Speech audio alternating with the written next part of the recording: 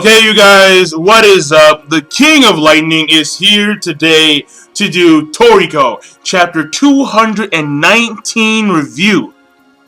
And this week's chapter of Toriko. La la. I mean, listen, man. Look, man. Oh, the plan was, the plan was for me to do a brief skim through of the entire chapter and then do the review. And that was the plan for all my reviews for this week. And I was going to try and do that, for like a period of time and see how that works out. But this week's chapter, Toriko, it put a wrench in that plan. Why? Because I don't want to do a skim through, man. I don't want to do a skim through. You can't do a skim through with this shit. I mean, and granted, it is a setup chapter. But just like last week, this week's setup chapter is the fucking shit. It's like, yo, we're seeing Stajin and Toriko go in for a little bit. Then we're seeing, so I guess I'll do like a mock skim through. Then we're seeing like Coco go up against fucking Grin Patch. I mean, this nigga with the straw just. Then we're seeing Sunny and Tommy Rock. Oh, fuck me. Sunny and Tommy Rock. I mean, that is appropriate. That is very appropriate. And Sunny, he's been. He's been. Tommy Rock's disgusting as fuck. Zebra's on guard duty, which is, I mean, you could say it's not really, appealing to see Zebra on guard duty, which it's not really appealing at all. But the thing here is that he is guarding the lives of 100 million people. I mean, that is pretty damn impressive when you consider the fact of just the scale, of just the number of people that he has to guard. So, yeah. And also, we're seeing the chefs versus the Bushukyukai. And, oh, man. I mean, number one, Yuta. Like, Yuta, he's like half at us. I'm like, yeah, Yuta doesn't give a fuck. Yo, Yuta does not give a flying fuck. We see Tengu do some like lightning shit and like shock a freaking monster who was attacking the crowd, like some weird like mantis bug thing, and like he shocks the shit out of that bug, kills it, and then like, you see like his hand like zapping shit. So apparently Tengu's like a lightning motherfucker, or like electricity motherfucker, cause like that's how he had like the batteries inside of his neck. So so he utilizes like either electricity or lightning. I'm not too sure. And then we see like the Bushukyukai like literally rain down. Like these motherfuckers literally rain down upon the chefs. And amongst the people I see raining down, I saw her, Lady Chiyo. Lady Chiyo! Oh, I was like, oh, she's here. Lady Chiyo. Yo, her and Setsuna are gonna have like the most epic granny fight ever. The most epic granny fight ever. I don't think that they're gonna show like the full-scale fight between Chiyo and Setsuna, if in fact these two do face each other.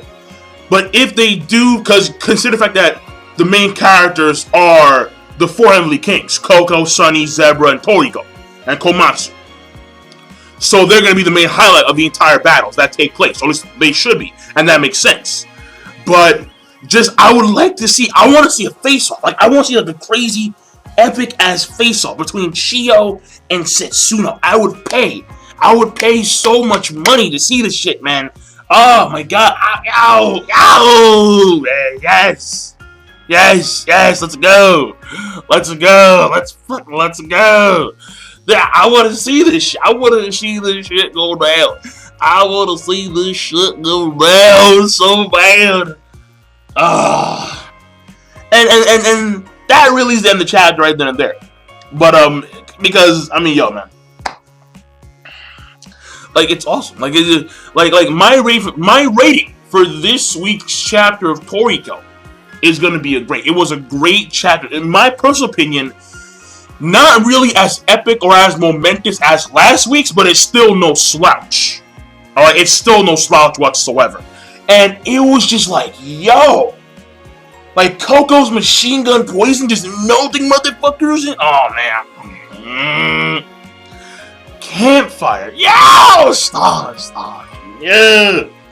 So the rating for this chapter is going to be great because, again, it was set up, and with the setup chapter, it's the purpose of setting future conflict between two individuals or multiple individuals or whatever.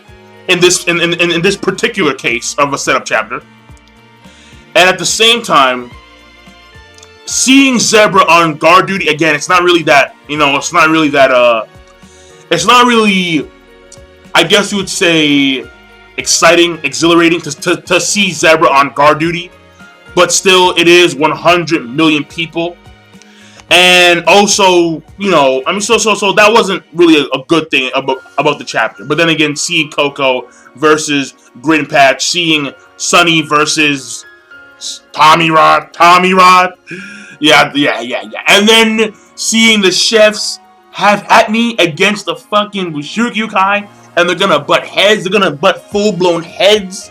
Oh yeah, and I'm very curious, like, what the fuck is Mansum? What is Mansum doing outside right now? Mansum is doing some shit outside right now. What is he doing? I need to know. But so yeah, that's my rating for the chapter, Toriko. And let me do a full blown summary. So hopefully I'll try and leave at like 4 minutes. I'll try really fucking hard.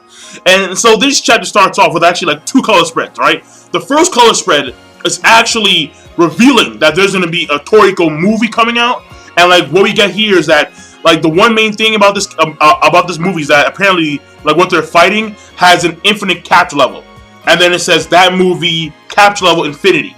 So I mean, and then it says theoretical. I think it's going to be the 9th. It says 211. No. Actually, never mind. Fuck that. I mean, that's something else, right? But whatever, right?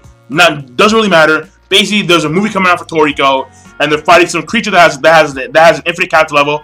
And then the second color spread is Toriko and Stargene just looking mad beastly and shit on this epic ass face off, and you're like, like you have a man-gasm. You're like, it's like, yeah. So that shit was awesome, right? That shit was awesome. Sparks fly. And then after that, so we get into the full-blown chapter. And again, we see the face off between Toriko and Stargene, right? And Toriko's like, yo, like, let's take this shit outside. And then Stage's like, there's no need. We're already outside.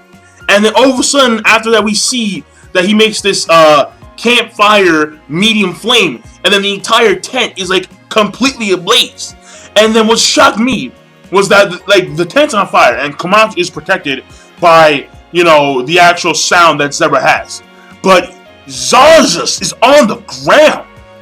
He is on the ground. He's taking a dirt nap. Just like, look at that.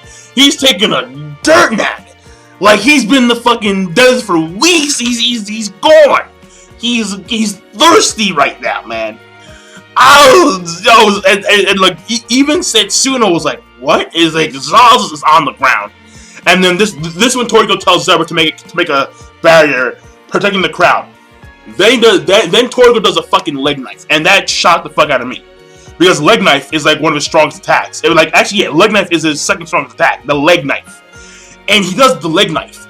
And then what happened was that like it was like at first it seemed like Stargene took that shit, but then he dodged it, and then we see like the cut just go through like most of the fucking stadium. I'm like, yo, Toriko, and so he cuts through the fucking goddamn stadium, or like most of the stadium. So Stargene's in the air and shit. And then Toriko follows up with the fucking leg fork. So he follows up with the leg fork, and then he hits Stargene right in the gut.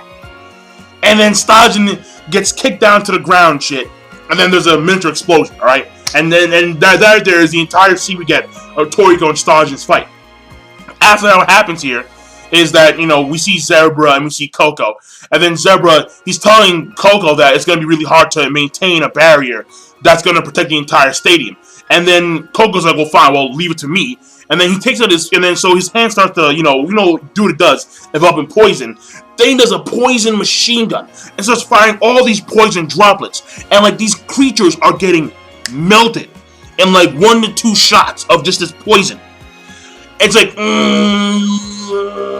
and then fucking, it's just like, yeah, milk. And it's like, what the fuck? And you're thinking, okay, so Coco is so you figure that Coco is also on guard duty too. But no. All of a sudden, the poison curves in midair. This motherfucker Grin Patch. Grin Patch over here, with his huge ass straw, actually sucks in all, no homo, sucks in all of Coco's poison. And then he's like, more, please. And then Coco, he's like, you want more? Fine. I'll give you even more shit. More dangerous shit. And Coco has his face. He has his face. He's like this, like I'm pissed off face. And then we have fucking Sunny. Sunny grabs Komatsu and is about to take him to safety. But no. That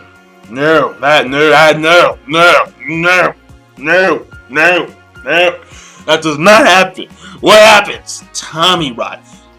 Snip, like he makes this like stream of bugs, like this weird mutant claw comes out of his fucking goddamn mouth, and it snips Sunny's hair, his feelers, and it's just it's so nasty. It's like a bug, crab, weird.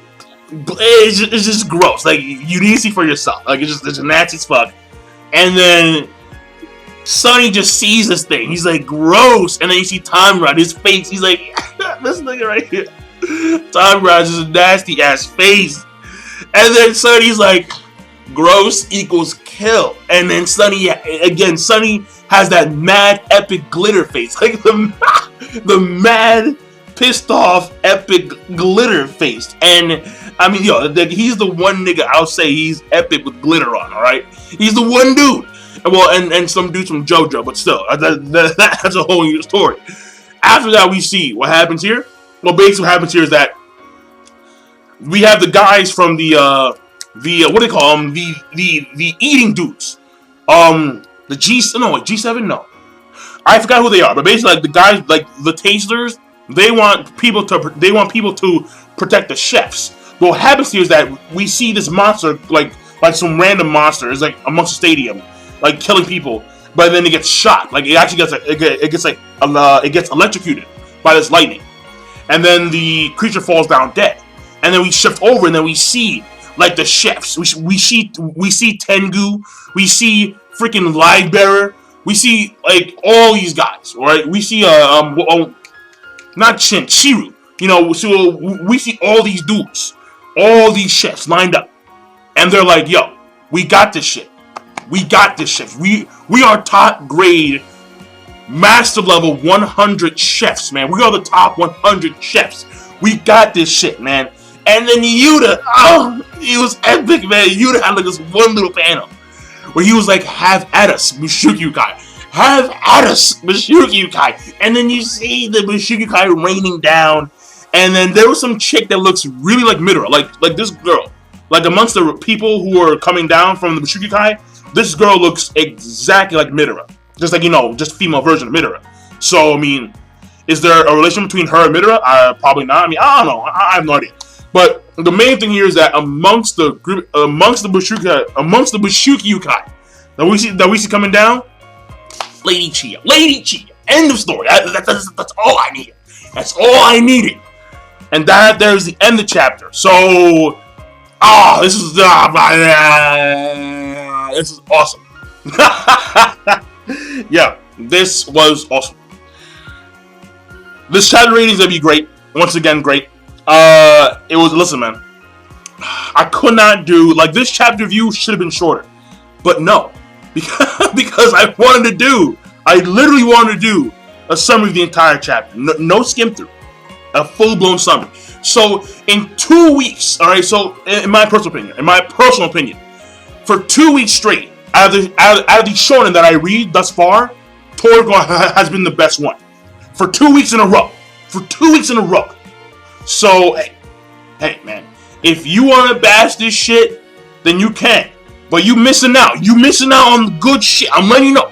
You missing out on good shit when you're not reading Toriko. It's that simple. It is that fucking simple. Alright? So I'm done. King of Lightning. Be sure to, of course, rate, comment, subscribe as always. And now I'm signing out. Peace. Have a nice day.